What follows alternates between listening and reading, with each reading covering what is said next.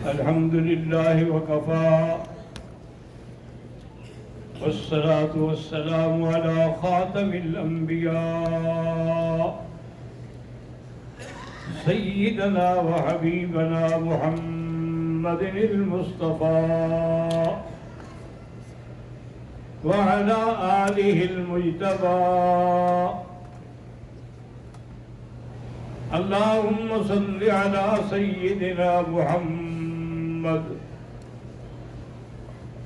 وعلى آل سيدنا محمد النبي الأمي الهاشمي وعلى آله وأصحابه نجوم الهدى. أما بعد فقد قال الله تبارك وتعالى في القرآن المجيد والفرقان الحميد: أعوذ بالله من الشيطان الرجيم.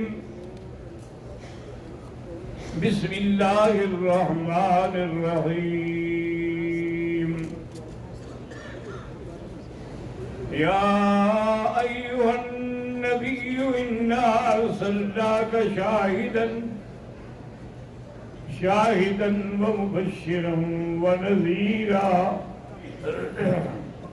وداعيا إلى الله بإذنه وسراجا منيرا. صدق الله العلي العظيم. اللهم صل على سيدنا محمد وبارك وسلم. رب اشرح لي صدري ويسر لي أمري واحلل عقدة من لساني يفقهوا قولي. سبحانك لا علم لنا إلا ما علمتنا إنك أنت العليم الحكيم. برادران اسلام، الحمدللہ کہ ان دنوں میں ہم حضور صلی اللہ علیہ وسلم کی سیرت، آپ کی عظمت، آپ کی شہادت، آپ کی شفاعت کا ذکر کر رہے ہیں،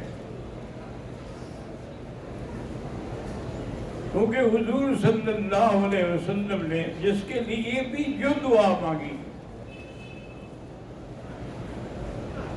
حضرت ابی ہریرہ کہتے ہیں کہ میں نے عرض کیا کہ یا رسول اللہ صلی اللہ علیہ وسلم، مجھے نسیان کی بیماری ہے، میں جو آپ سے سنتا ہوں بھول جاتا ہوں۔ آپ نے بولا اچھا چادر بچھاؤ، وہ کہتے ہیں کہ میں نے چادر بچھائی، حضور پاک نے کچھ پڑھا، ہاتھوں میں دم کیا اور چادر کی طرف پھینکا اور فرمایا کہ ابو ہریرہ چادر کو اکٹھا کر کے سینے سے لگا لو۔ تو میں نے اکٹھا کر کے سینے سے لگا لیا۔ کہتے ہیں واللہ ما نسیت بعد ذلک شیئا، اس کے بعد پھر میں کچھ بھی نہیں بھولا زندگی میں۔ اسی طرح سے حضرت انس رضی اللہ عنہ حضور کے خادم ہیں۔ ایک دن حضور پاک بھی تشریف فرما تھے اور حضرت انس اور اس کی والدہ بھی موجود تھی، تو ان کی والدہ نے عرض کیا کہ یا رسول اللہ هذه خویدمک، یہ آپ کا چھوٹا سا نوکر ہے نا، فدعوا له، اس کے لیے بھی دعا کریں۔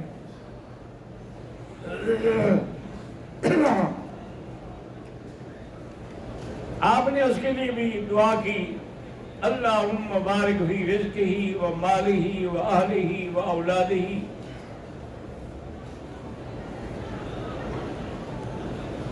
تو حضرت انس فرمایا کرتے تھے کہ اسی دعا کی برکت ہے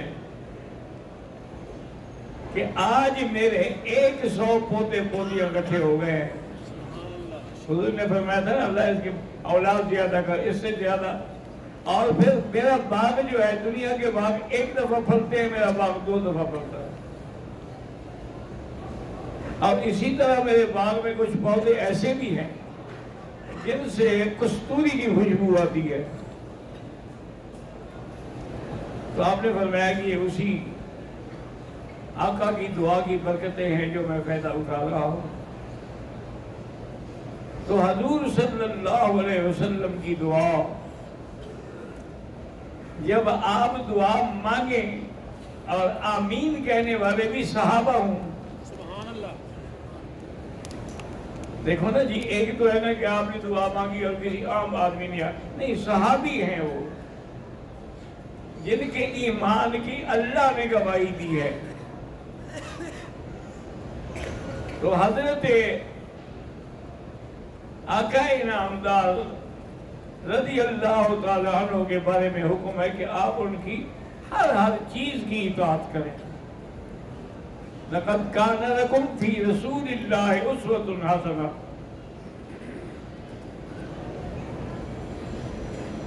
اور صحابہ فرماتے ہیں کہ کبھی کبھی حضور ایک دفعہ آپ حدیث بیان کر رہے تھے تو دیکھا کہ ایک کسی مر جانے والے پر عورتیں اکٹھی ہیں اور منہ پہ کپڑا ڈالا ہوا ہے اور راں راں کر رہی ہیں. آپ نے فرمایا یہ جھوٹ بول رہی ہیں صرف ان کو خوش کرنے کے لیے تاکہ جاتے ہوئے پیسے لیں گی ان سے. یہ رو نہیں رہی ہیں، یہ ویسے کپڑا ڈال کے راں راں کر رہی ہیں. صحابی کہتے ہیں کہ حضور سے میں اتنی محبت تھی کہ جب بھی ہم نے یہ حدیث بیان کی ہم نے بھی اسی طرح کپڑا ڈال کے راں راں کر کے سنایا. کبھی حضور نے جو فرمایا تھا. تو جو بات حضور صلی اللہ علیہ وسلم کا اٹھنا، آپ کا بیٹھنا، حتیٰ کہ تھوک ڈالنا، کیونکہ آپ کے دعا میں بھی تو بڑی برکت تھی. سیدنا ابی بکر جب آپ کے ساتھ تھے غار حرا میں، تو آپ کی گود میں حضور سر رکھ کے سوئے ہوئے تھے. تو ایک سوراخ سے سانپ نکلا اور اس نے ابو بکر کو ڈس لیا. حضرت ابو بکر کہتے ہیں میں نے بڑا ضبط کیا کہ میں حرکت نہ کروں تاکہ میرے آقا کے آرام میں فرق نہ آئے، لیکن تکلیف زیادہ تھی، میرے آنسو گرنے لگے. آنسو جب حضور کے چہرے پہ گئے، فرمایا ماں میں گیا ابی بکر، کیا ہے تمہیں؟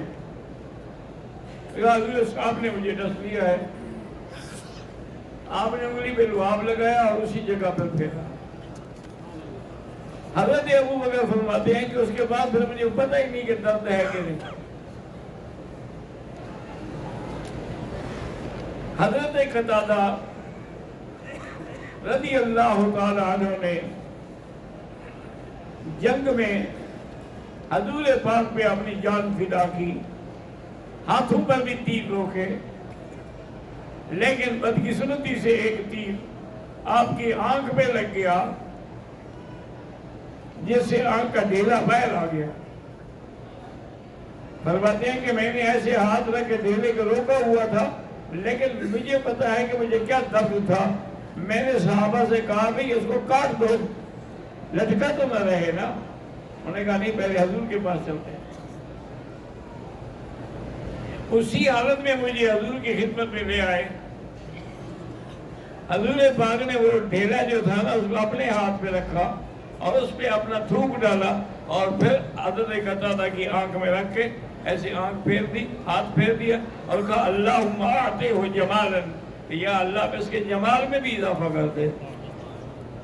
حضرت قتادہ کہتے ہیں خدا کی قسم ایک تو درد ختم ہو گیا، دوسرا اس کے بعد اللہ نے مجھے جو اس آنکھ میں جمال دیا تھا دوسری میں دی تھا، اس پر حضور صلی اللہ علیہ وسلم کے ہاتھ لگے. اسی طرح جنگ خیبر کے موقع پر حضور صلی اللہ علیہ وسلم وہاں کئی قلعے تھے، ایک نہیں تھا، مختلف قلعے تھے. آخری ایک قلعہ تھا قلعہ قبوس، جو مرحب کا تھا اور وہ فتح ہونے میں نہیں آ رہا تھا۔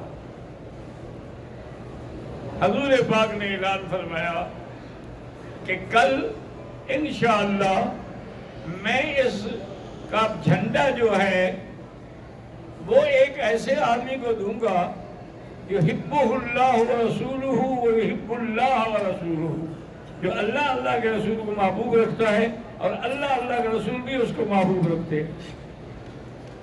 صحابہ کہتے ہیں کہ ہمیں ساری رات نیند نہیں آئی کہ وہ کون خوش نصیب ہوگا۔ صبح کی نماز کے بعد حضور نے فرمایا این علی، حضرت علی کہاں ہیں؟